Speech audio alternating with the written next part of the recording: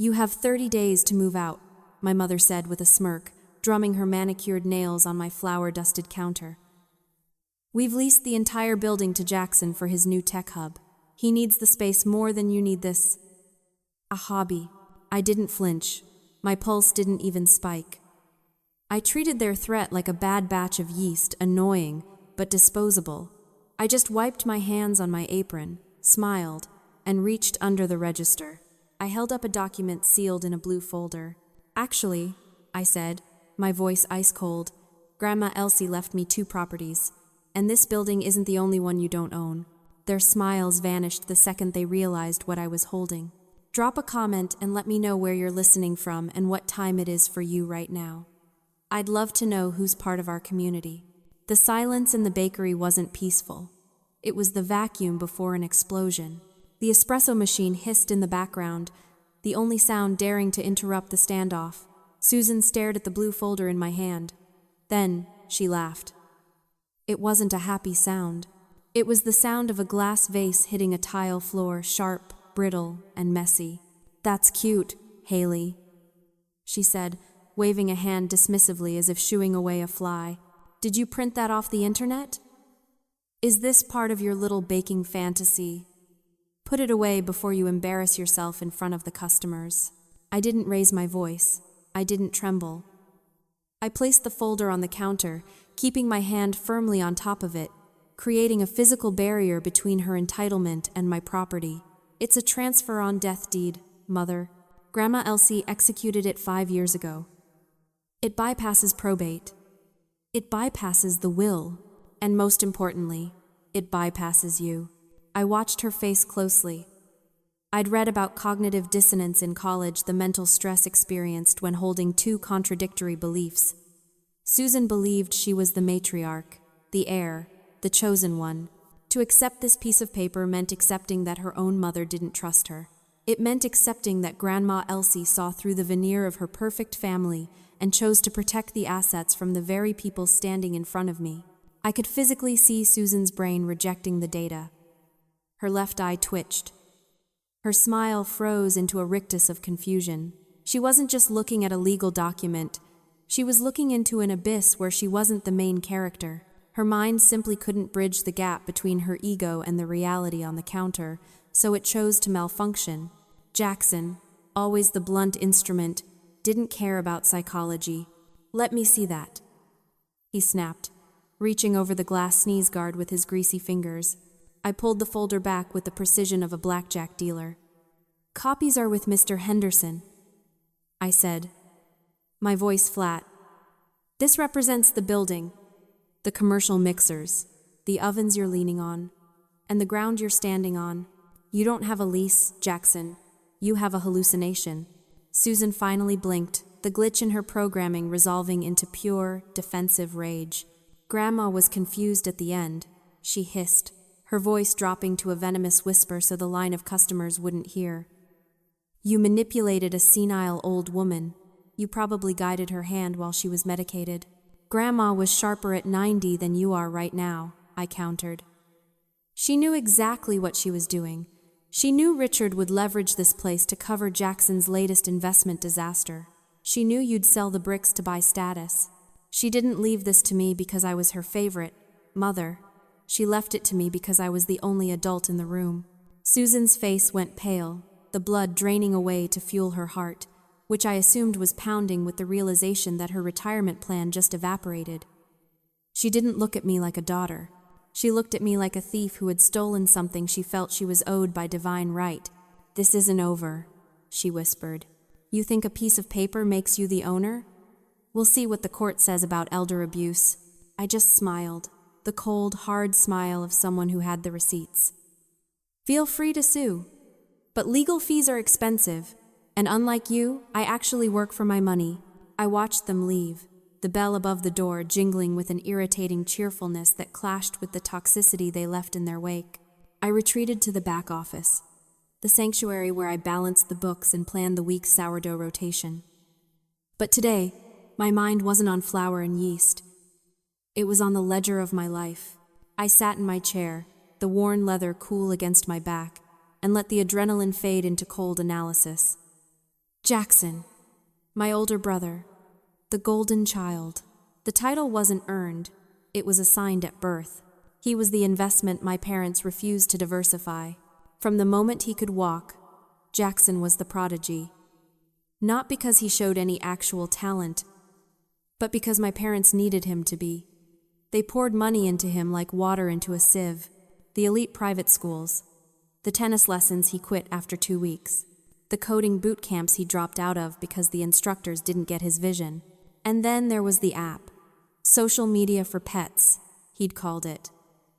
My father liquidated a chunk of his retirement to fund the seed round. It failed in 6 months.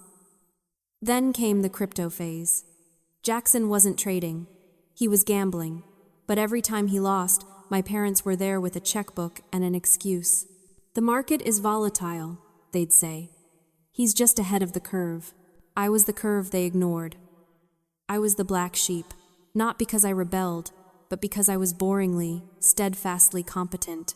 While Jackson was burning capital, I was kneading dough. While he was chasing unicorns, I was building a customer base, one loaf at a time.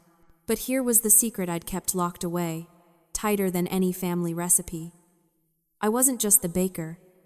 I was the silent engine keeping their lifestyle afloat. 3 years ago, I found out the property taxes on my parents' suburban home hadn't been paid in 18 months. The county was threatening a lien. My father, Richard, was too proud to admit they were broke, having funneled everything into Jackson's next big thing. So, I paid it. $24,000 in back taxes. I paid it quietly, anonymously, through Mr. Henderson. I stared at the wall, seeing the pattern clearly now. My parents weren't supporting Jackson out of love. That wasn't love. It was an addiction. They were gamblers doubling down on a losing horse because they were too proud to leave the table. Admitting Jackson was a failure would mean admitting they had failed. It would mean acknowledging that the boring baker daughter was the only one who actually knew how to survive. They would burn their own house down before they admitted that. And that was why I needed the deed. Not for power. Not for revenge. But because someone had to be the adult. Someone had to make sure there was still a roof standing when the house of cards finally collapsed. Grandma Elsie saw it. She saw the rot beneath the floorboards long before anyone else. Haley, she'd told me, her hands frail but her grip strong. Money doesn't change people. It just unmasks them. Your brother is a hole in the bucket, and your parents are the ones pouring the water. She gave me the deeds not as a gift, but as a responsibility, a shield. My phone buzzed on the desk. A text from Savannah. Jackson's wife. I'm sorry about today. He's furious. Please be careful. Poor Savannah. Pregnant, anxious, trapped in the orbit of a man who thought the world owed him a living. She was the collateral damage in this war, the one person I actually worried about. I picked up my pen and opened the ledger. The numbers were black and white, unemotional, just like I needed to be. Jackson wasn't my brother anymore. He was a liability, and my parents weren't my guardians. They were bad investments. It was time to close the account. I stepped out of the office and back onto the bakery floor, expecting a retreat. Instead, I walked into an occupation. Jackson hadn't left. In the 20 minutes I'd spent reviewing the ledger, he had called for reinforcements. 2 men in oversized hoodies and tool belts were now standing in the middle of my dining area, extending a metal tape measure across the width of the room. They weren't being subtle. The metal tape snapped back with a loud crack, startling a young mother trying to feed her toddler. We can probably knock this wall out for the server farm, Jackson was saying, pointing at the original 1920s brickwork I had painstakingly restored. The ventilation is good, but we need more industrial cooling. One of his friends bumped into a table, spilling a latte onto the floor. He didn't apologize. He didn't even look down. He just stepped over the puddle like it was a minor inconvenience in his grand architectural vision. My customers were staring. The line had dissipated. Not because the rush was over, but because the atmosphere had turned toxic. The cozy, community vibe I'd cultivated for a decade was evaporating, replaced by the aggressive entitlement of 3 men who treated the space like a construction site. Susan was sitting at the corner table, the one usually reserved for my regulars. She was on her phone, speaking loudly enough for everyone to hear. Oh, it's a tragedy, really. We tried to stop her, but you know how manipulative she can be. I walked over to the counter, my boots clicking rhythmically on the hardwood. I felt a cold, sharp clarity settling over me. This wasn't a family dispute anymore. This was a siege. They were actively devaluing the asset. They were driving away revenue. "Jackson," I said, my voice cutting through the noise of the tape measure, "get your friends out. You are disturbing my customers." Jackson laughed, a short, barking sound. "Your customers? You mean my tenants? We're just getting a head start on the renovations, Haley. Don't be dramatic. You've got 30 days, but the tech hub launches in 45. We're on a schedule." He motioned to his friend, who began tapping on the glass of my display case with a screwdriver handle, testing its durability. Susan stood up and glided over, blocking my path to Jackson. She lowered her voice, but her eyes were glittering with malice. "You made a mistake showing me that paper, Haley. You think a signature makes you the owner? In this town, reputation is ownership." She leaned in closer, her perfume cloying and sweet. "If you don't sign that building over to your brother by the end of the day, I'm going to make a few calls. The local Gazette loves a scoop.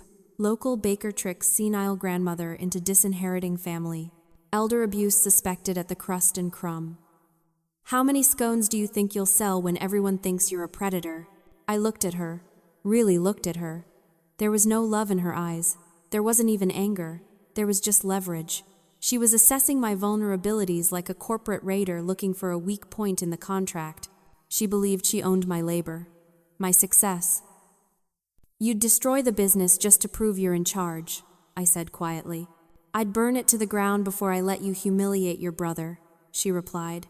"He needs a win, Haley. And you are going to give it to him." The screwdriver tapped against the glass again. Clink, clink. It was the sound of a clock running out. They weren't going to leave. They were going to dismantle my life, piece by piece, until I surrendered. I didn't argue. I just nodded, turned around, and walked back into the kitchen. Susan smiled, thinking she'd broken me. She thought I was retreating to cry. She was wrong. I was retreating to make a phone call. I picked up the phone in the back office. My hands were steady. My breathing was even. I dialed a number I had memorized but rarely used. "Mr. Henderson," I said when he answered on the second ring. "Haley."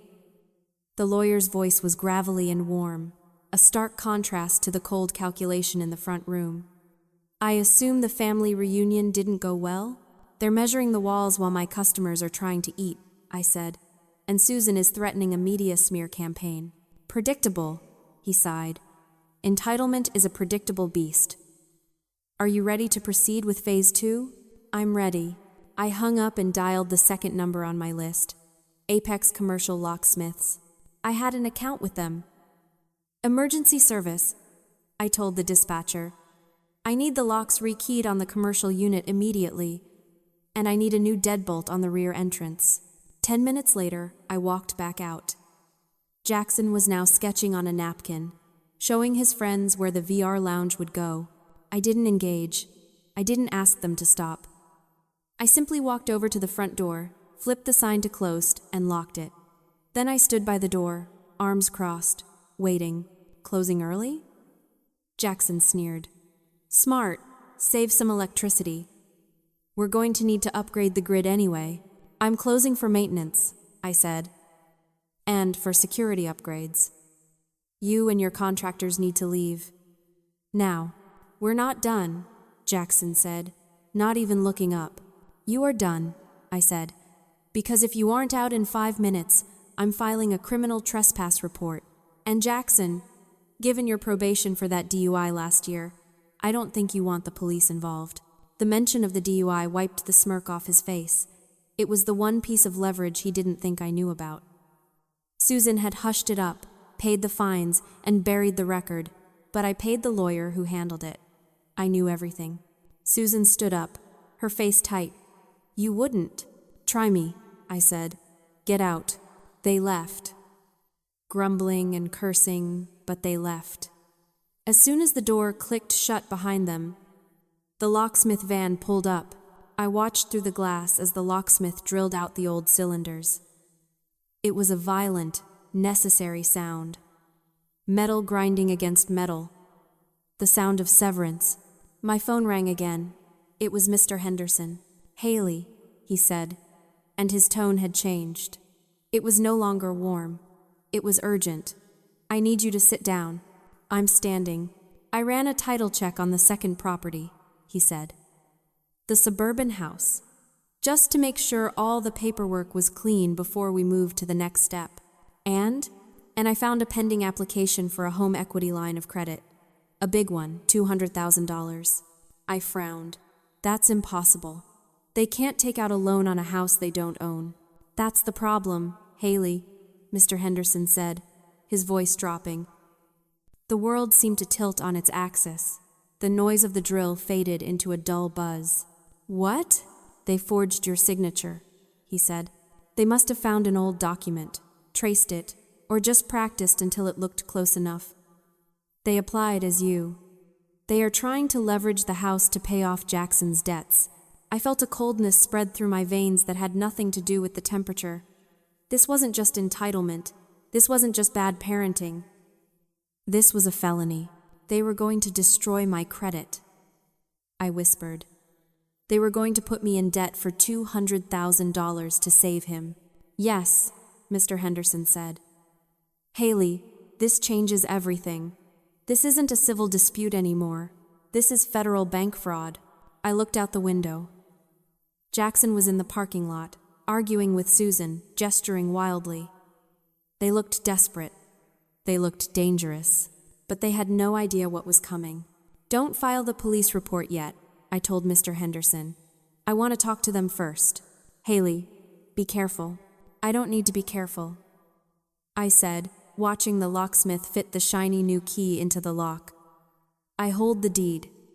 And now, I hold their freedom." I hung up. It was time for dinner. The drive to my parents' suburban home was a blur of streetlights and silent rage. The anger wasn't loud this time. It was clinical. It was the cold precision of a surgeon realizing the limb is gangrenous and must be removed to save the patient. I parked my car down the street, not wanting to alert them.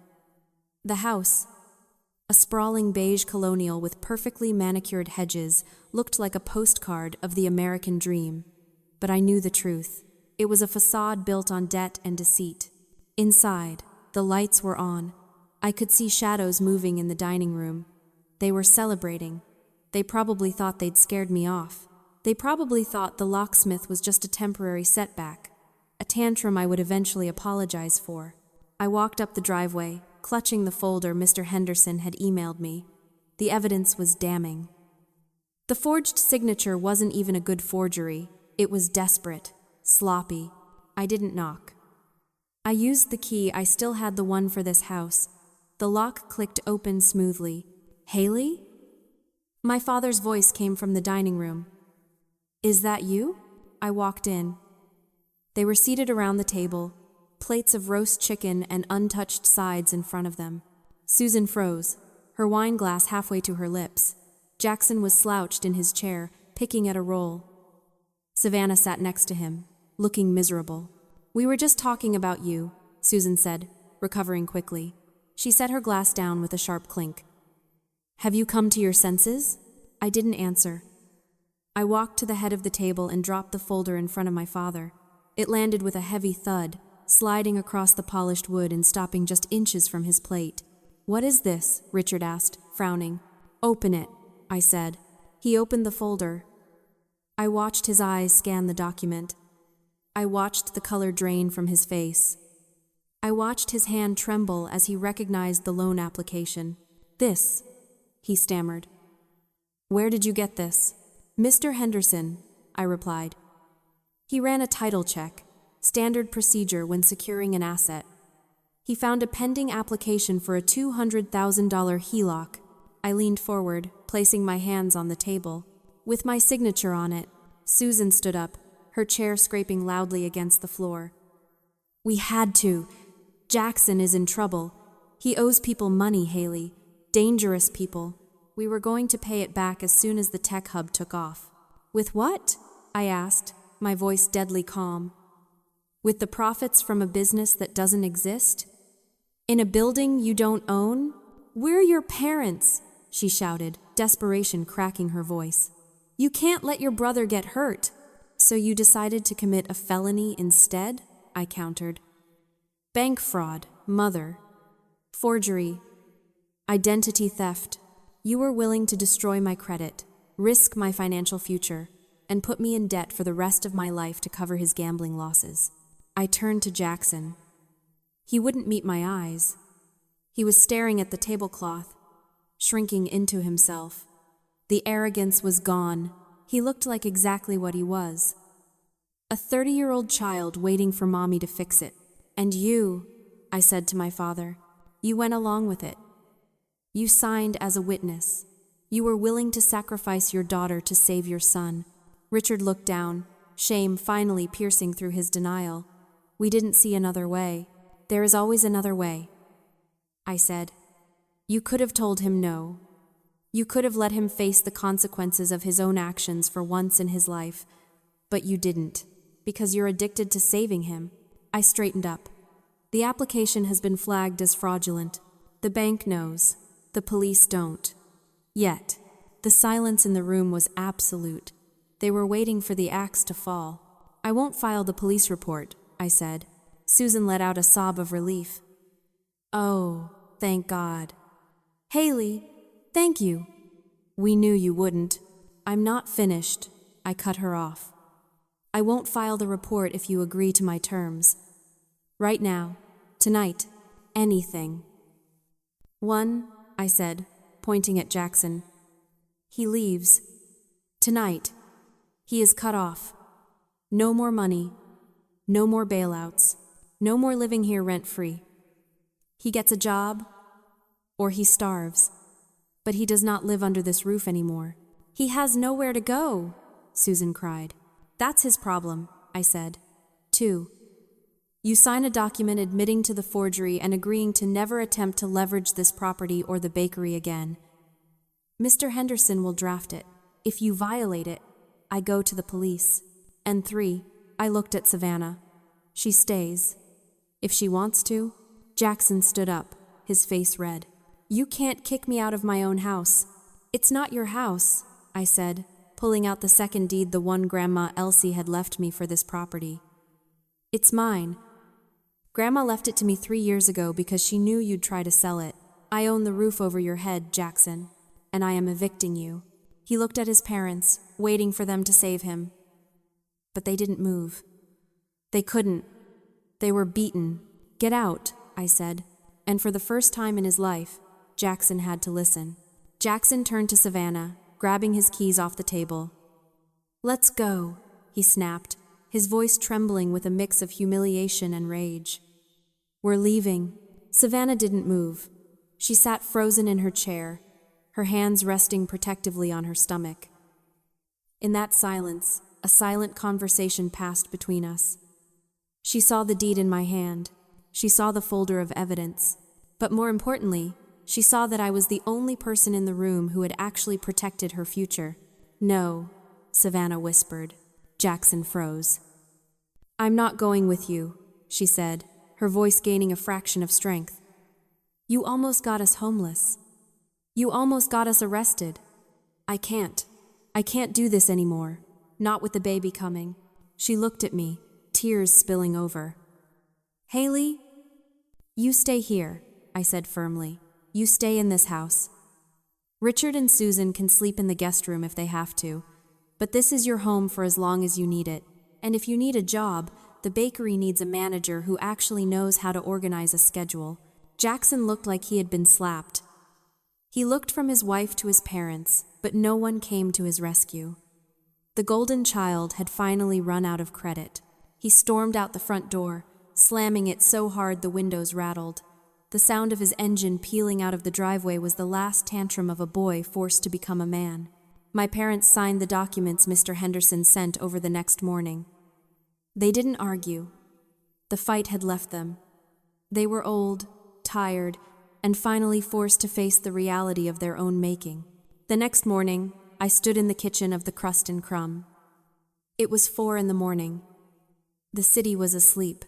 The air inside was cool and smelled of yeast and potential. For the first time in years, the noise was gone. The constant hum of family drama, the anxiety of impending crisis, the weight of carrying everyone else's baggage, it had all evaporated. I poured the flour onto the butcher block table. I began to knead. Grandma Elsie didn't leave me these deeds just to punish them. She left them to me because she knew I was a gardener at heart. I thought about justice as I worked the dough. We often think justice is a fire burning down the enemies, destroying the bad. But true justice is the justice of the sower. It isn't burning the garden to kill the weeds. It is pruning the rot so the healthy branches can survive. I had pruned the rot. Jackson was gone. My parents were contained. And Savannah, the innocent branch, was safe. I put the loaves in the oven and wiped my hands. I wasn't just a baker anymore. I was the steward of this legacy. And for the first time, the foundation felt strong enough to hold. The dough felt right under my hands. Resilient. Ready to rise.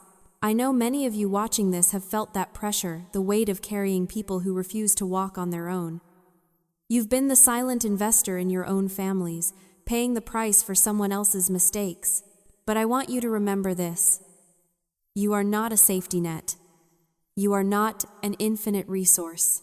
And sometimes, the most loving thing you can do is let people fall, so they can finally learn how to stand up. If this story resonated with you, if you've ever had to prune the rot to save your own life, hit that like button and share this with someone who needs to hear it. And tell me in the comments, what is the one boundary you need to set today?